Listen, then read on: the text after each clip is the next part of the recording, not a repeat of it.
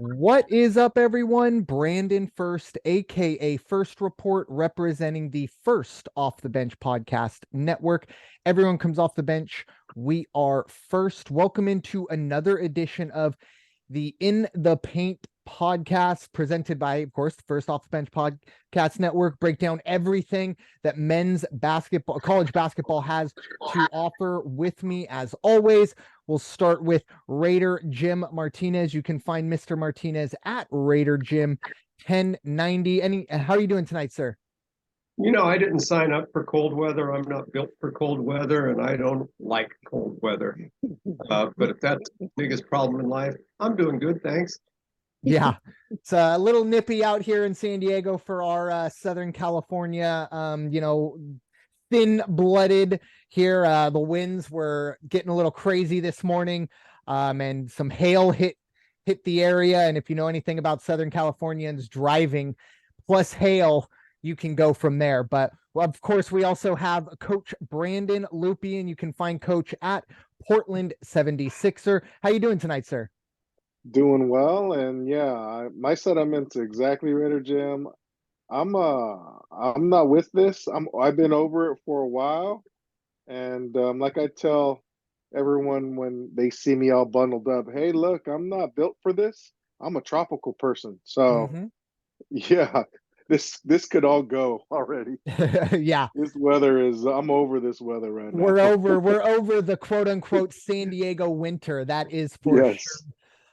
Definitely, I will say it's obviously nice to get that precipitation. We're always kind of in a drought, but at the same time, we pay a lot of money to have it be 70 pretty much year round. So anytime it drops below that, everyone gets a little bit thrown off guard, myself included. But of course, it is time for the In the Paint podcast as we inch closer and closer to, of course, March Madness. We're essentially, by the time we'll be recording next week, will be March 1st. So we'll kind of be getting ready to focus our attention towards conference tournaments and, of course, bubbles and putting the tournament field together. But still plenty of housekeeping to do before that. Obviously, plenty to get to on this edition, but we'll start, as always, with the teams of the week. Obviously, starting at the top, when myself and Coach recorded last week, we talked about Kansas, and we had the games to watch.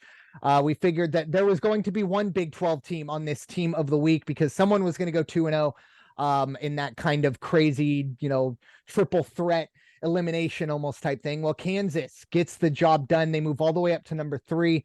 They defeated number 9 Baylor in Lawrence and then went on the road to Fort Worth to take down, I should say, the TCU Horned Frogs.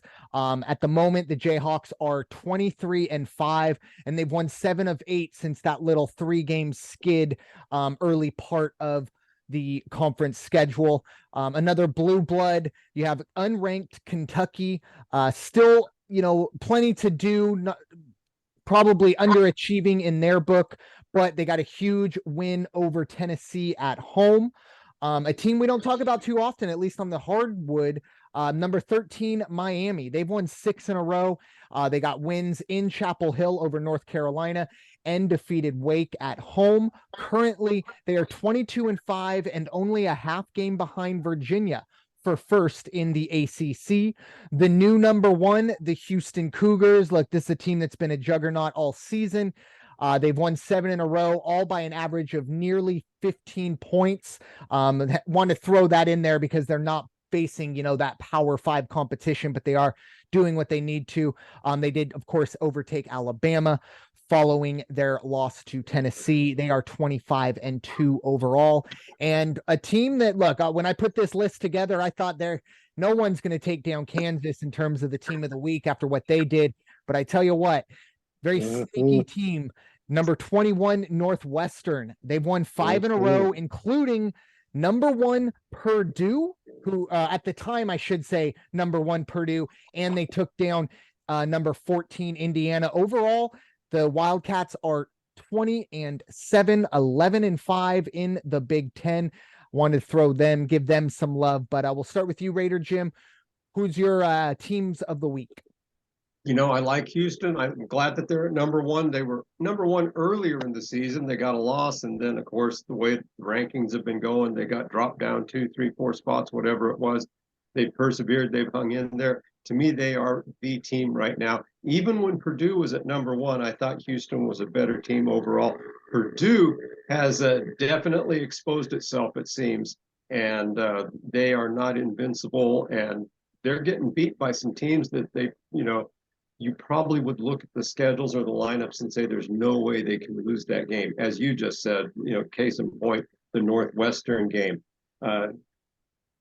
There's one thing I want to bring up, which is, teams of the week. When you look at the rankings right now, you got Kansas at number 3, you got UCLA at number 4, Houston at number 1, Alabama at number 2, which is my segue into what does everybody think about the Brandon Miller situation? It's gonna get dicey, and it's gonna get very dicey, and I don't dicey. appreciate the opinion of. I get it. Everybody's innocent until proven guilty. Yeah, but are there guys taking the fall, or what's going on that this young man is definitely somehow he was in the vicinity of this gun that was a murder weapon, and yet he remains a part of the team, which he's in tonight's lineup. What is their ethics policy over there? And the coach is saying, it's just a case of wrong place at the wrong time. Excuse me? Yeah. I've been in the wrong place at the wrong time. Plenty of times, never once were firearms involved. And looking back on it, it probably was avoidable. Was it a situation where I went into it knowing it was going to turn into whatever situation? And once again, very small potatoes compared to this. I think one of the big things is, at the very least, you have to let this play out. You have to err on the side of caution. You have to sit or, essentially kind of put him off to the sideline and say, look, yes, it may have been a wrong place, wrong time, but at the same time, you're going to have to deal with that. We need the facts. We need all the answers going forward. I think best case scenario, this turns into a situation where they go, wow, they dodged a real bullet there. I don't think they come out looking good. I think, like I said, best case scenario, everyone just kind of rolls their eyes and goes, wow. And that's probably a really bad analogy for me to say dodge the bullet in this situation, but it really is a situation where I don't see any positives from it outside of wins and losses. And that may be the biggest problem of all. And what do you think it does to the environment on the court if he's on the bench, if he's on the court, and you get some of these? It's not proper, but it's commonplace. The viciousness of student sections and things like that. Let's just say that they're lucky they're not playing against the Aztecs and facing the show. If you're going to bring in a student section and how rowdy they could get, unfortunate situation. But I think publicly, we're only privy to a quarter of all the information out there. Oh, I'm sure. Maybe even less. So for coach or administration to feel, they have to feel pretty positive that, it is just a wrong place, wrong time, and those guys, or he and the some of his teammates, they hang out, are kind of clear and guilt free of any other accusations. It's very easy to identify common faces, common names within a crowd, and I've heard stories where, like, police are asking the crowd, well, who did you recognize and who did you see? And if those are the only names that you may know, those are the only names that are going to be out there, regardless of the other 20 to 10 to 5 other witnesses that were about. Right.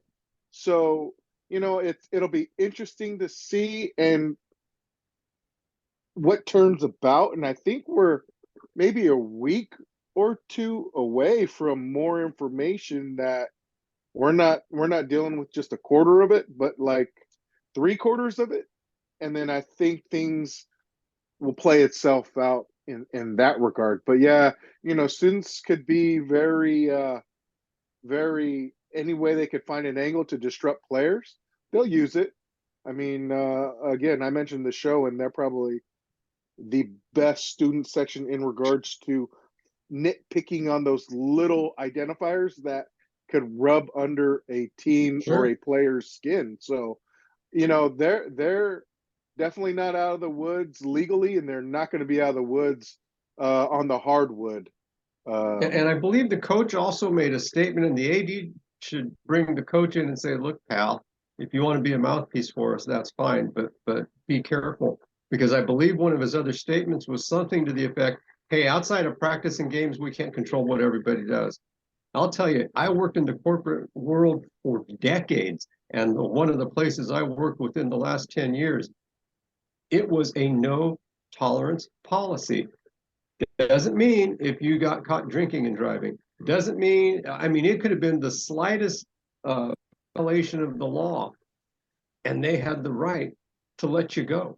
They didn't have to put you on an improvement plan, nothing. They had standards. They wanted, if you were wearing their shirt, if you were representing the company, there were standards.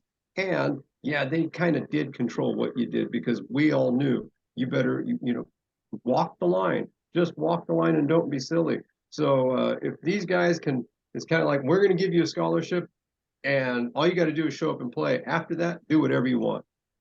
Well, and how if you're trying to recruit and you're a parent and you hear that comment, I mean, now I look at it and go, hold on, my kid's only going to be a quote unquote your responsibility for 5 to 10% of their college life, essentially. I mean, let's be honest, the game and practice is 6 hours out of a 24-hour. And they play what, 2 games a week?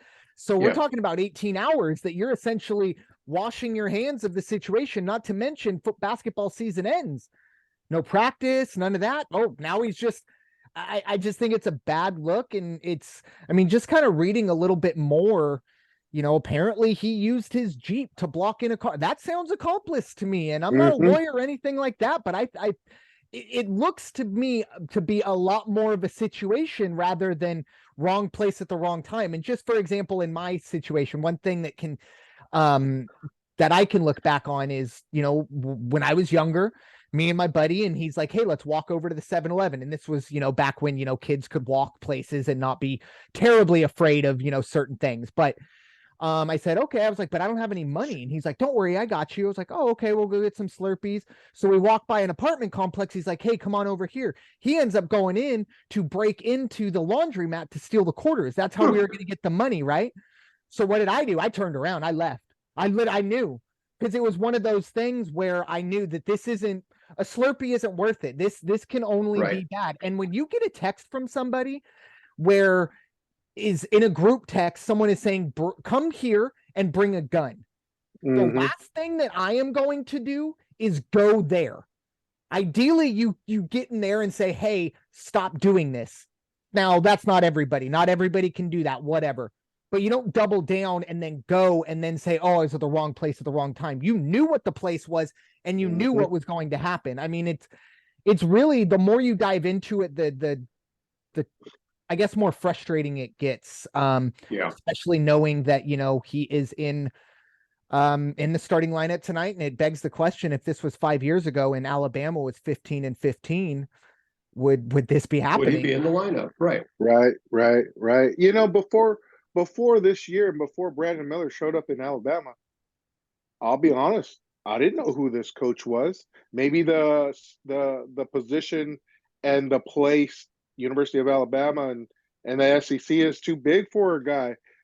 Bringing back, what you had to say, Ritter Jim. Maybe he's not the right spokesperson for this case. Right. The situation's bigger than him in regards to I don't want to use the word censorship, but editing what he says. I'm sure there's legal teams hired by the school, by the departments, that probably would otherwise say, maybe you really need to watch what you say, and that, he really jumped the gun on it. Yeah. So, it's a confusing situation, and I think we're all just weeks away from really finding out if there's going to be something detrimental to this situation moving forward for that team, and possibly his draft stock moving forward for him on a personal level. Yeah, that's the Oh, next sure, question, sure. essentially. And That then draft stock. do either of you know um, at what point can or is there even the chance that the NCAA can step in and go, no, no, no, no, no. This is beyond your program. This is our entire, amateur athletics NCAA brand here getting tarnished. I think if you can impose saying, and I don't remember what it was. I don't remember if it was a fine or how it was put down, but the Jim Harbaugh situation where he bought a recruit a hamburger. If you're going to go after that, you can't just sit back and go, nope, we're going to leave this up to the school, because your priorities are so messed up. And I do think it is somewhat of a slippery slope, because look, at the end of the day, there are no criminal charges pressed on him. Morally, yes, this is a no-brainer, but I think legally, and I think that's what is probably holding the NCAA back, is it is maybe setting themselves up for possible litigation. If this kid says, look, you cost me 5 games, and then that cost me X number of dollars in the draft, and they take that, I think that's probably the only reason the NCAA isn't actually taking a forward thinking on this. But I think they have to do something at some point. Agreed. But Agreed. yeah. Agreed. I So think the NCAA is hear no evil, see no evil, speak no evil at this point, with the whole mess that they have on their own hands, with a new president, the NIL mess, yada yada, yeah, etc., etc., that's right. Right, right. etc. It's not yada yada yada. So you Exactly. know, yeah, Yeah. So it's a good it's way not to even good. yeah, it's not even a laughing matter, It but really like isn't. we bring up But the NCAA and we know there's going to be no action on their yeah, end as far as this case goes. it's almost, I feel like, when you talk about the NCAA, it's like just hit the clown music. Oh yeah, Like that's absolutely. essentially the road we're going down when we're talking about the NCAA as a whole and as an entity. But Oh my gosh, absolutely. moving on. Well, Oh, let me talk about my teams of the yes, week. there You we go. brought up two really good ones. I don't really have much to say about Houston. I don't think, as much as their body of work and their record speaks for themselves, I think there are other teams that have been more challenged throughout the year. And that's not Houston's fault. That's just the conference they're playing in. But I really liked what Northwestern did. And I was watching the telecast prior to the Purdue game, and they brought up Boo Buie. And they said, when this guy goes, look out. And this was before Purdue, and they're like, if he gets going, best believe Northwestern's gonna upset this and win this game. Sure enough, they did, and sure enough, Northwestern's went back and beat Indiana. Now, I think what we're ignoring the fact is that Indiana game, like those guys were coming in on a good run Mm-hmm. prior to that Northwestern game, and Northwestern was able to come out on top and play their best basketball toward the end of this season in that stretch run for the NCAA. But let me not forget what Kansas has done, and I think I like both teams this week as my two picks.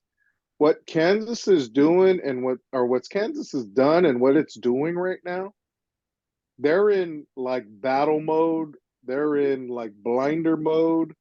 They want that number one overall seed.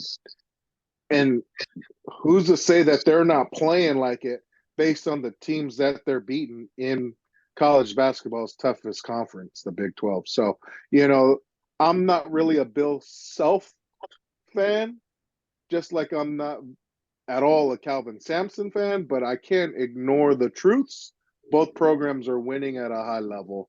And for what Kansas did and for what Northwestern did this past week, congrats to both those programs.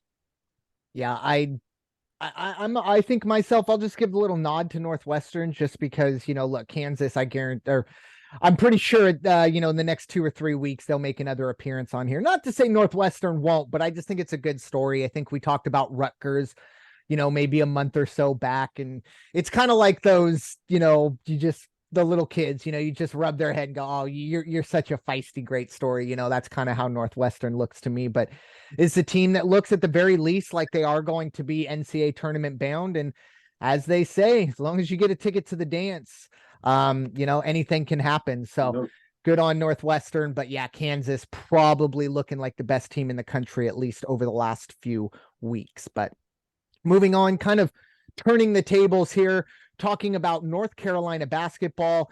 The Tar Heels at the moment are currently without a quad one win and sitting at 16-11, firmly on the bubble, a chance to make history, not the ones they want to be. They would become the first preseason number one to miss the tournament entirely. Obviously, still a month to go, plenty of talent on that roster, but there's not a whole lot of room for error anymore. It's almost getting to a point where you have to win 4 out of 5 and then probably win 1 or 2 tournament games to really, or conference tournament games to really feel confident heading into Selection Sunday. But Raider Jim, what are your thoughts?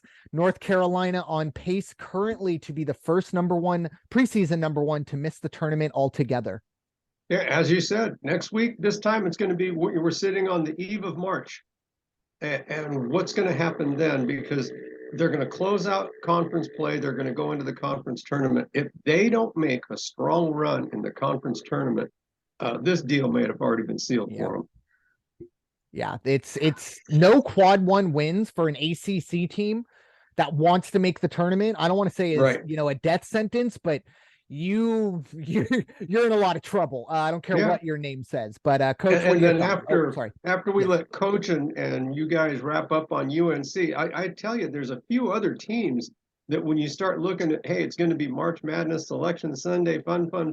There's might be some names out there that we're used to hearing the last few years, and we're not going to hear them. Yep. Oh, absolutely. As far as North Carolina's goes, their shooting woes have been the detriment of their season. They're a really bad outside shooting team. And they, I mentioned early in the season, they got to work inside out, and they've been doing it. But, when teams kind of double down on Baycott, guys aren't knocking down shots and transfers aren't producing like they expected to produce. Speaking of Nance, he's a highly regarded transfer from Northwestern of all teams that went 15-15 last year with the guy, and now he's gone to North Carolina and kind of like pretty much brought that. I don't want to blame him, but I mean it just hasn't produced. He hasn't been the guy that they've expected. I think recently he's like 0 for 17 on his last 3-point shooting, and that's kind of like been the detriment of this team all season long. Will they make the NCAA tournament? Their resume doesn't say yes because they don't have any quad one wins, but they also don't have any quad 4, quad 3 losses, which is something that I wasn't quite understanding, but analysts were highlighting. So as long as some of those analysts are highlighting that point, that kind of says we're not going to count them out because they may have a tournament run. I think they're going to have to win 2 games in the ACC tournament, if not get to the semis, for them to actually be maybe one of the last teams in, but they're going to have to make a serious run in the ACC tournament. And let's not ignore what John Shire's been doing at Duke. I know we're not talking Duke, but they've been sneaky good as of late, and they just got their 20th win. I was going to say 20 wins. Absolutely. Yeah. So it's making this North Carolina team, it's making things more difficult for them to get that at-large berth. But, let's not say they don't have the talent to do so, because, you could sign so many 4 stars and 5 stars all you want, right? And sometimes it's that 4-star and 5-star talent that gets games won. It's that extra length, or that dimension of being in those pressure games and those pressure moments all their lives, as even 8th grade through high school into now, that they face for those situations, like the magnitude of tournament time. And they weren't automatically set to be where they were last year in last year's tournament as far as seedings go. They made a great run from the ACC tournament into the NCAA tournament, because they weren't picked to be where they ended up, as far as a finalist in the tournament. So maybe analysts and prognosticators are looking for them to make that run, and are holding that spot expecting a run, which is unfair to some teams that deserve it. And I'm sure, as Raider Jim alluded to, once we're done with UNC talk, he's got some teams that we're kind of like forgetting about. So I'm curious to hear these names. Just to add one more thing on North Carolina, Yep. kind of, I guess, drive home the point you brought up. 30% from behind the arc. That is not good, folks. I would say 34, I think, is the nation average, 35, and you're well below it. But another thing that really jumps out to me is, as a team, they average 12 assists a game, which is really, really low. And on the other side of that, they average 11 turnovers. When you're 1-to-1 turnover to assist, I tell you what, that is not going to be good now, let alone in March. But I will say, if they do figure this out and they get into the tournament, kind of to piggyback on what you said as well, Coach, I wouldn't want to be a 6 seed facing an 11 seed North Carolina with Baycott, AJ Davis, or RJ Davis, RJ Davis, yeah. But of course, we got to get there first. But it would be a scary team. But I'll pass it over to you, Raider Jim.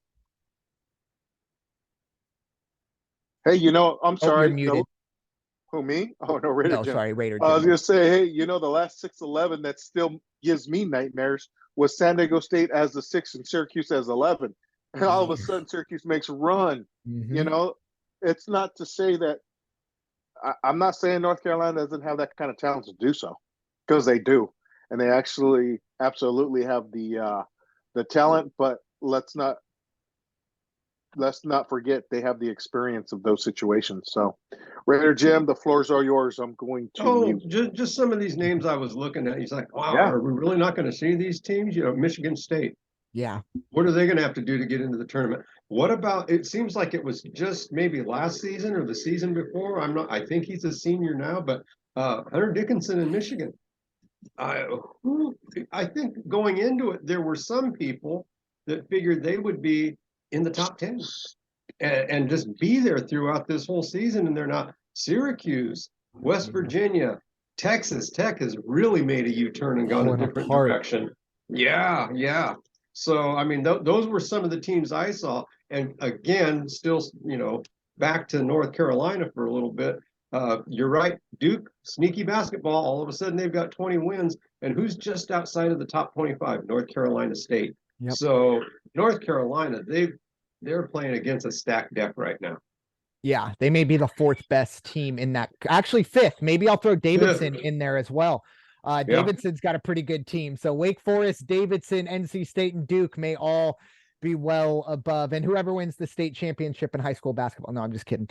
But yeah, it's going to be some. I think it is panic time in Chapel Hill. But like I said, if they can sneak their way in, that's still a dangerous team to face in a kind of one and done situation. But moving on to our player profile of the week. And I'll tell you what, this name kept me up all night. I couldn't wait to talk about this guy, but I was like, oh my goodness, I'm going to butcher his name. But we have the 6'11" forward. He's a junior, Azualis Tubelius. Just butchered that all Not night, bad. and I still butchered it. But Not he is the bad. junior forward for the Arizona Wildcats. Obviously, the Arizona Wildcats 24-4, one of the best teams in all of college basketball, and they're being led by the junior from Lithuania. He's averaging just shy of 20 points a game. He's at 19.6 to go along with 9 rebounds. Really like that field goal percentage of 57%. Obviously, a lot of stuff inside the paint, stuff like that. But I do like to see what he can do shooting the ball. He's a big force inside, which in college basketball these days, that is a big, big plus. But Raider Jim, I'll give you the honors first to talk about the 6'11 junior, Azulis Tubelius. 6'11", 245, and standing right next to him is the 6'11", 7-foot Omar Ballo, who also comes in at about 260, 265. So I was trying to figure it out, even though I don't know you guys that intimately, but I can look at you and gauge it. If the three of us were playing against those two guys, we'd be done by about 300 pounds, I think. I mean, they're just beasts, and they shoot well. Not only is this, he shoots 57%, he also shoots 34% from three-point.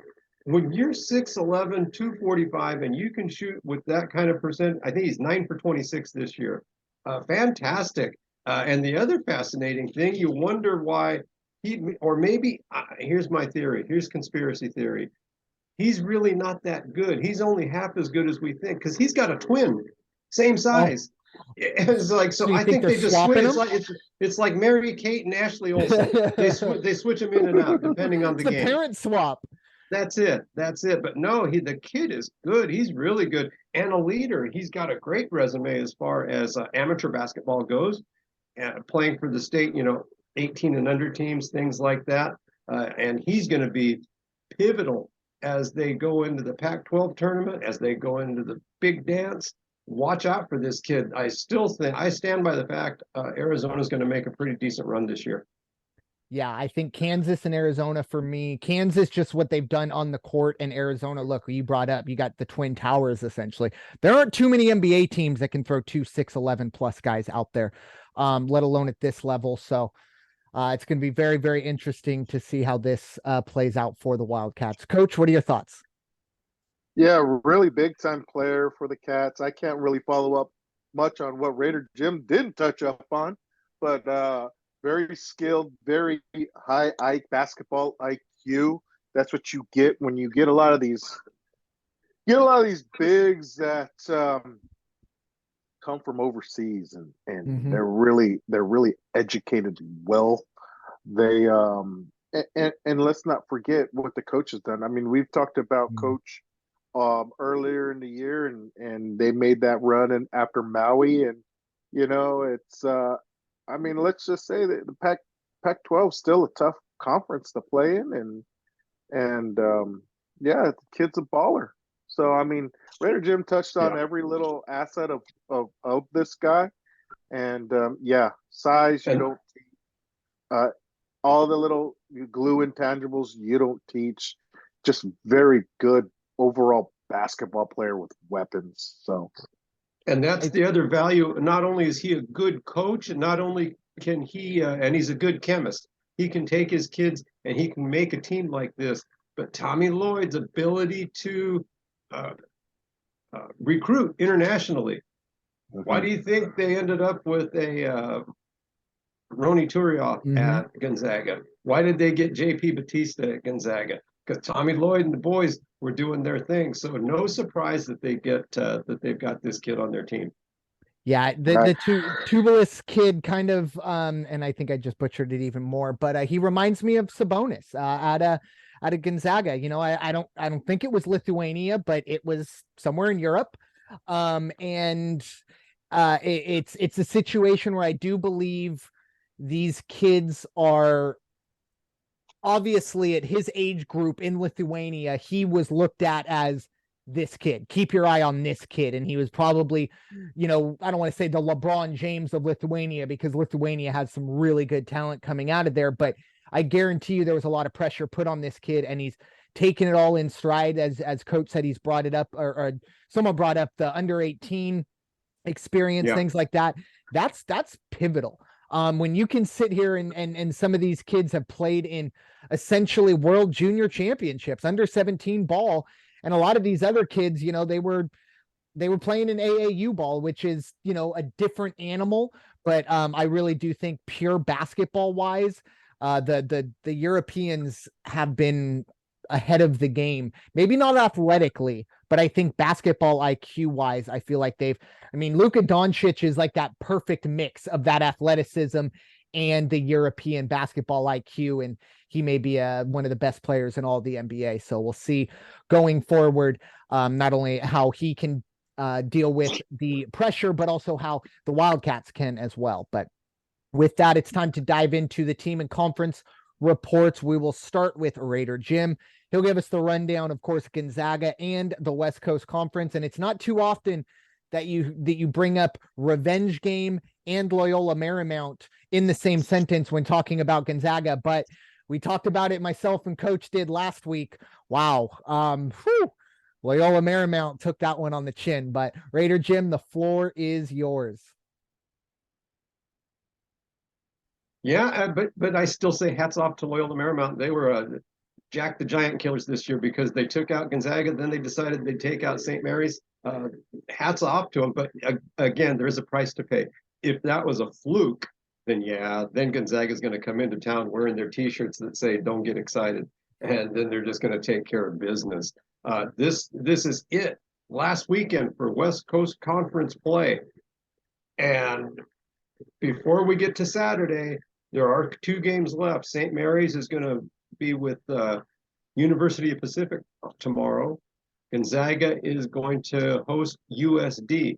The good thing for the Zags is their last 2 games are both at home. St. Mary's has to travel to Spokane to play the Zags. Now, who knows what the weather's going to be like there? Hopefully they don't have any travel situations coming up. So that big game, the pivotal game, is of course going to be Saturday. Do they end up sharing the West Coast Conference title as they have done in the past, or does St. Mary's win it outright? Right now, that's where it's stacked. St. Mary's, the Zags had them on the ropes a few weeks ago, but they couldn't put it away. And so that, credit to St. Mary's and Randy Bennett, because he's a good coach, had his kids ready to go. But now they're going to be at home with the Zags. I meant to look up the last time the Zags lost 2 games at home in one season. I don't know if that's happened in the last 20, 25 years. So then we're looking at a week from Thursday, March the 2nd. It'll be round 1 of the West Coast Conference tournament up at the Orleans Hotel in Las Vegas. Unfortunately, you're probably going to see USD in that opening round because they just have never been able to get traction. And so they are sitting near the bottom. Pepperdine Gonzaga was a very good game last week as well. Pepperdine hung for a while. So we'll see what happens. Top 2 seeds, West Coast Conference tournament. It will be, unless something odd happens on Thursday, or on Thursday, it would be tomorrow. Top 2 seeds, it's going to be St. Mary's and Gonzaga. Gotcha. Quick question for you, Raider Jim, because obviously you follow Gonzaga a lot more, in depth than I do, especially kind of when they get into the West Coast Conference play of it. I was just kind of looking over their schedule, and one thing that really jumped out to me is obviously they put points up. They're a team that can put up, 90 probably, without blinking, but they're also giving up a lot of times, and not the Loyola Marymount game. I think they held them to 60, but it seems like their opponents are living in the mid 70s to mid 80s. I was just wondering if, is that a concern, or is it one of those, this is how they're going to play and they're just going to have to outscore them no matter what? It's a slight concern. Mark Few has been critical of it a couple of the last games. Case in point, Pepperdine. Yeah. And even Jeremy Strother, they talked to him after the game. He said, not the game we wanted to play. We didn't want to get out there and be involved in a track meet. But at the same time, he said, but if that's what we get into, we know we can do it. Yeah. But they're not sitting back on their heels and just saying, if it happens, it happens. So they need to work on the defensive breakdowns, if you will. but they played a great game. And to that point, Strother, as I said, middle of the season, earlier in the season, this isn't just the Drew Timmy show. He happens to show up and he's the leader, but boy, Strother has come on, and Anton Watson. Between those two guys, strong top three. And Rasheer Bolton comes out of nowhere, hits 3 3-point shots in the last 5 minutes. They're looking pretty good. Sounds like kind of playing house money when you can pull out a fourth shooter on that Gonzaga team. But yeah, going forward, definitely keep an eye on that. Moving on to the Mountain West side of things, and at least specifically to start, it'll be the San Diego State Aztecs. This may be one of the best runs they've had this season, at least in conference play. They have won 5 in a row since their little hiccup in Nevada, or at Reno against Nevada. In that time, they've beaten Boise State, Utah State, UNLV, Fresno State, Colorado State, all really good wins. But this weekend into next week, this is essentially the kind of, all right, chips are on the table. Let's see what's going down. They will end up Saturday at New Mexico in the Pit, a place that's very difficult to play. Obviously, the Lobos have been on a bit of a downturn. They're 7-7 in the Mountain West after coming in as the last undefeated team in the country. So they're a bit of a skid, but that is still a team and an environment that is hostile. And then they'll stay out kind of in the eastern part of the Mountain West, if you will, and they'll face the Boise State Broncos. That game, of course, will be in Boise. It's going to be a huge game going forward. I don't want to discount Wyoming, but that will technically be the Aztecs' final game of the season, regular season game, I should say. They will host Wyoming, but those two big road games, at New Mexico and at Boise, are going to go a long way in determining the Aztecs' future, not only in the Mountain West, but also in terms of seeding. As I just pull up the standings at the moment, they have a 1-game lead over Boise State. Nevada is also in the mix along with Utah State, and then it kind of drops down to New Mexico and the San Jose States. But I really do think if you're San Diego State, this is a time, if you if you defeat New Mexico and Boise, you obviously want to do real well in the conference tournament, but I think they're in. I think they can stamp their ticket, and essentially at that point, it's just up to whether or not Boise or Nevada can do enough to also be a bubble team. But going forward for the Aztecs, I hate to put the whole regular season on these two games, but if they, like I said, if they come out 2-2 or 2-0, I should say, I think they've stamped their ticket and they'll be ready to head into conference tournament, just kind of maybe tweak some things going forward. But Coach, what are your thoughts on the Aztecs and the Mountain West as a whole? Let's not forget tonight, I believe, is the big game. I think there's San Diego is a New Mexico. All the fans in San Diego State are New Mexico fans tonight as they face off against Boise State, whom we have a 1-game lead up on. But let's not ignore the fact that New Mexico's had this skid, and they've had a couple key players out with injuries, and they're the last team to beat San Diego State at home.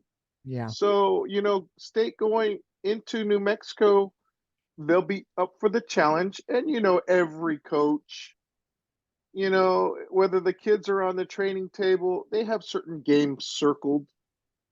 And as dominant as State's been these past 2 decades, every team, every player, every coach plays up against these guys because, they are the hallmark of the Mountain West. Ending at Boise State, they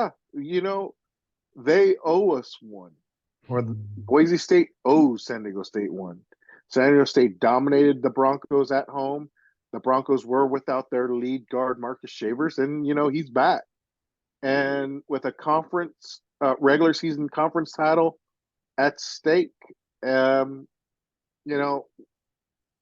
going to be at their best, and State's going to have to be at their best form. And the way they've played lately, I mean,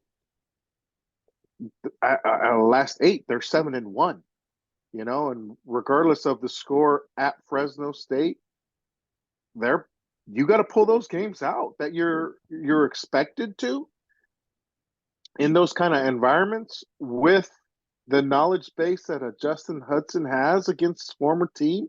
That's we talked about it. That's just not an easy place to go into yet, let alone face a coach that was with the program and knows the ins and outs, thought processes of the coaching staff, tendencies that, hey, let's just look at it, whether it's San Diego State football or San Diego State basketball.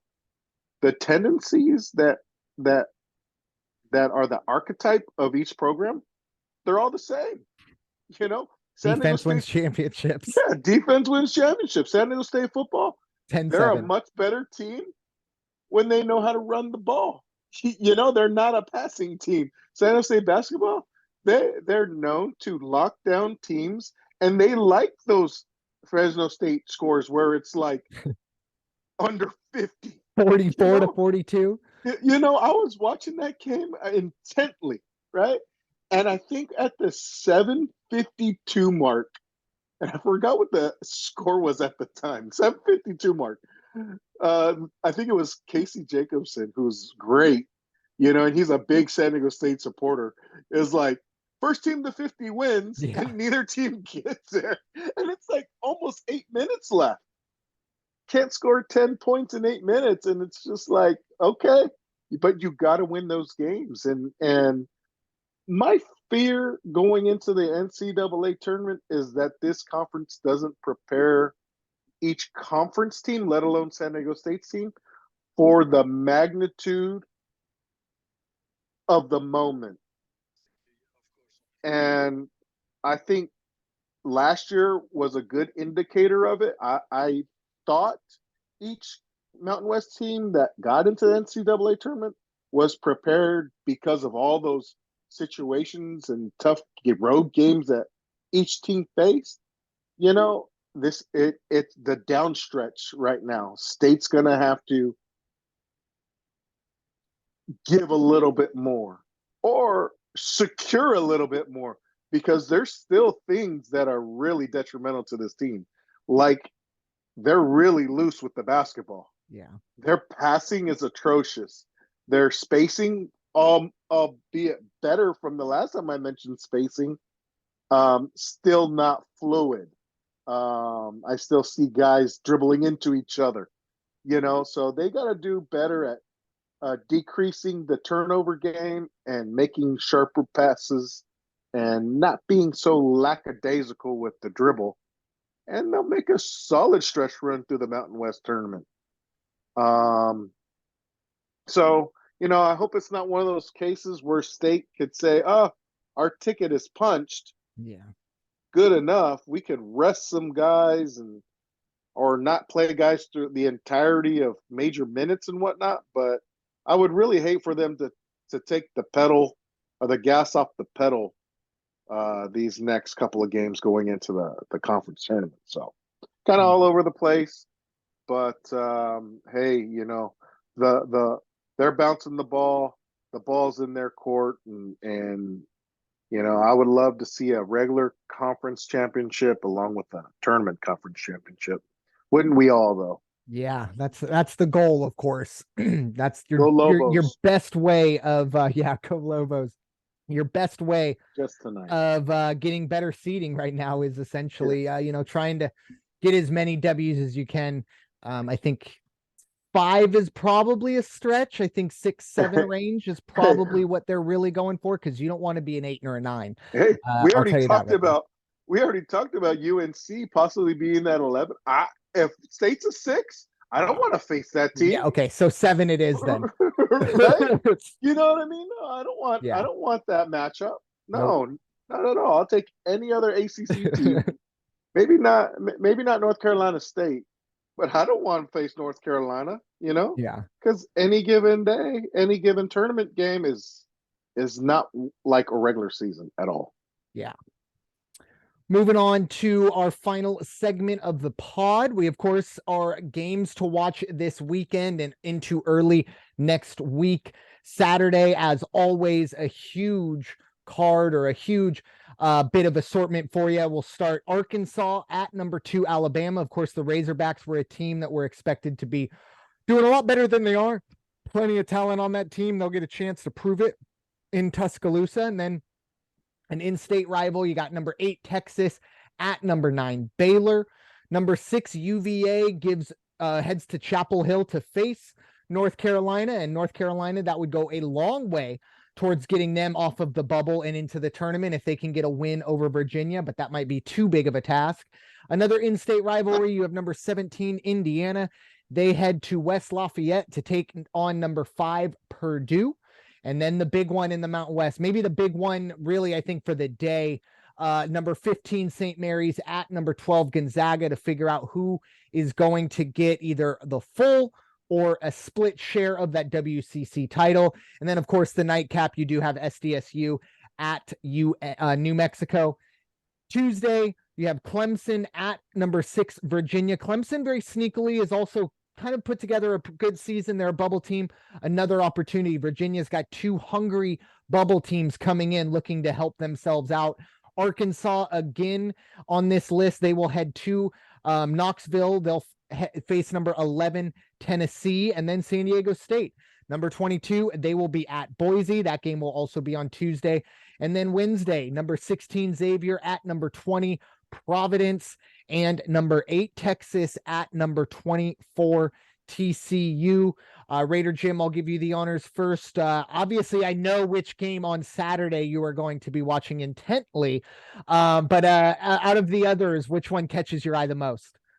I think right now, given what we spoke about earlier in the podcast and watching things unfold, I think right now, anybody against Alabama, I'm going to be interested in. Arkansas, as you said, they were supposed to make a better showing. Everybody anticipated a better showing than what they've made. So what have you got to lose? Go out and knock off the number 2 team in the nation. And then the big one, which I know you'll hit on next week during the podcast, the big one for Alabama, that's going to be next Saturday because they're going to close out against A&M. Yeah, it's going to be a big one, especially for Texas A&M, who's slowly but surely working their way up through the rankings. But Coach, what are your thoughts on the games coming up this weekend and early next week? Yeah, UVA, UNC, just because I want to see how UNC kind of backs itself into the ACC tournament. IU, Purdue, in-state rivalry. San Diego State, New Mexico. Again, New Mexico was the last team to beat State at home, and they have they have pedigree to back it up, and like you mentioned earlier, the Pit's a major place to be, and the Pit is rocking this year versus in the previous number of years. And then State at Boise again. I mentioned the absence of Marcus Shaver the first time at San Diego State. He's playing well and back in Boise State's starting lineup, and State better have them laces tied extra tight. So, Providence and Xavier took one, I believe, yesterday, surprisingly. Yeah. And this is a conference we've talked about as I'm glancing at Providence and UConn right now. Big East tournament. I mentioned Villanova last week. They beat, who did they beat? They had a big win. I think they beat Xavier yesterday. Yeah. And now that Justin Moore is back and getting into the rhythm of things, the confidence is starting to come out in the injury. That's a career-threatening injury. So you get into a Big East tournament and you just don't know what to expect, man. Like Xavier Providence really got to solidify a higher seed because nobody's going to want to face each other. And I'm just a Big East fan. Sorry, I ignored all the Big 12 teams. I'm just not about them. I'm just not. It's a great conference. It really is. I just can't find myself. It's just not attractive basketball to me. Hey, I don't mind bully ball at all, but I just just don't find it attractive. I don't, and they do It's great not your things. type. She ain't your It's type. not. It's no, she ain't. She ain't my type. She ain't thick enough. There you go. Hey, and there ain't a problem with that. Yeah. On my side of things, obviously, I think for me, the Gonzaga St. Mary's game is the one that jumps out to me. And I will admit, it is West Coast biased. We need more West Coast biased in the sports world. And especially West Coast Conference. This is probably going to be, I think, the biggest game in the history of St. Mary's, because if you really do think about it, or at least my lifetime, I don't want to speak before they may have had, but in terms of my lifetime, if St. Mary's goes and wins this game and essentially sweeps the season series for Gonzaga, St. Mary's is a top 4 seed in the tournament. And that's huge. This is now a team that you go, oh, they're not that plucky little brother that Gonzaga dragged along as well into the tournament. These are the champions that beat Gonzaga twice.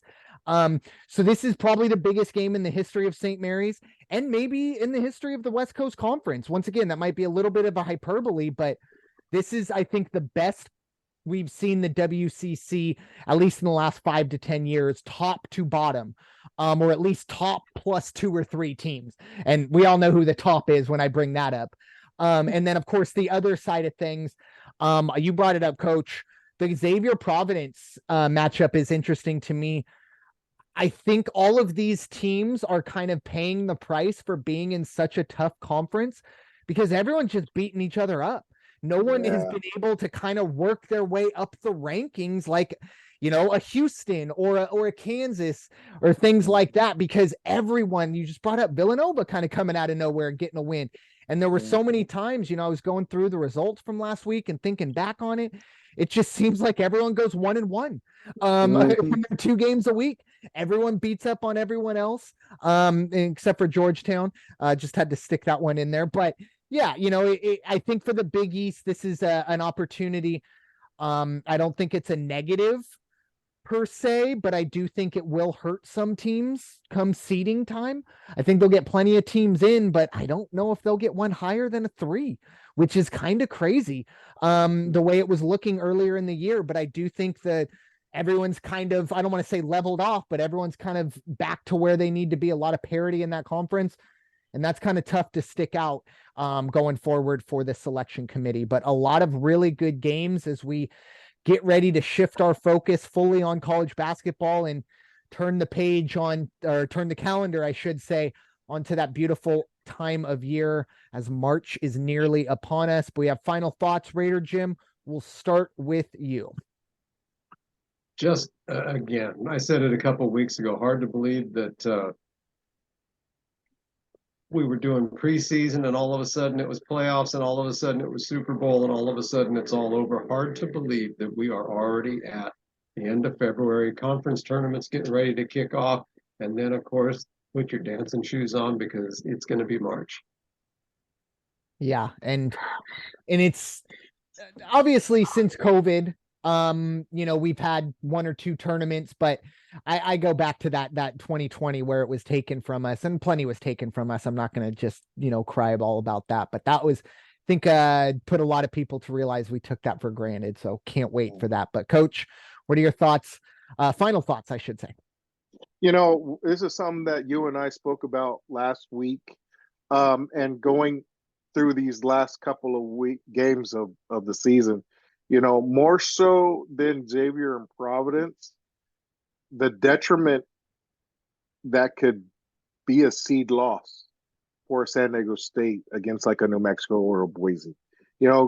Even given the fact that everyone's saying the Mountain West is the 4th toughest conference, there's still that stigma that's going to stain probably a tough road loss, for if San Diego State, if we're to fall. That stigma doesn't stick to teams like a Houston.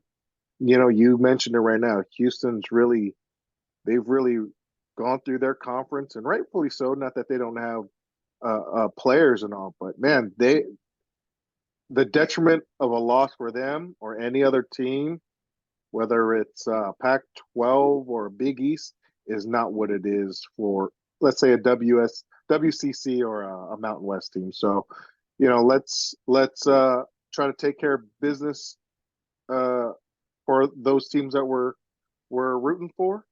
And my final thoughts are, as much as I love February because it's my birthday month, there's what, 2 less to 3 less days in the month to get March kicked off for some NCAA basketball tournaments. So that's I'm always looking forward to March. That's the only reason why I'm looking forward. Yeah.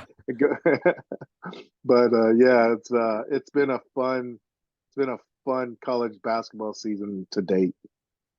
Yeah, it's going to be a lot of fun, and obviously all eyes and all thoughts right now are on the NCAA tournament, March Madness, and that's normal. But I will say the 2 weeks, so we're getting to that point where the smaller conference tournaments are going to start. The Patriot, the WCC, the SoCon, the smaller conferences, and if you get a chance, watch some of those games because that is their March Madness. A lot of these teams, you're going to watch the ACC tournament, and by the time you get to the semifinals, all 4 of those teams are in the tournament. Obviously they want to go out and win the ACC tournament, but there's not that do or die emotion that you'll see in a Patriot League semifinal or, a SoCon final or even pretty much any of these, because that's it. For a lot of these kids, you have a lot of seniors. You don't get one and dones in the lower conferences. So you got a lot of seniors, a lot of guys who have been there for 4 years, and this is their moment. This is the one where they say, this is the year I want to make the tournament. You see a lot of emotion, good and bad. But you also do see a lot of basketball that I guarantee you will be a lot better than you expect. And one of those teams is going to get an upset. We see it. I mean, it's Cinderella. It's death taxes and a double-digit seed's going to take down a higher digit seed in March. Probably multiple ones will. And they will more than likely be coming from these smaller conference tournaments, whoever wins those. So great opportunity for you to kind of get some last minute scouting, unless of course you were following, the Army, Knights or, stuff like that all season, but most of us haven't. So with that being said, thank you all so much for listening to this edition of the In the Paint podcast presented by the First Off the Bench podcast network. Everyone comes off the bench. We are first. It is time for you all to go wash your hands and stop hating everybody. We'll talk to you all very soon. Take care and have a great weekend.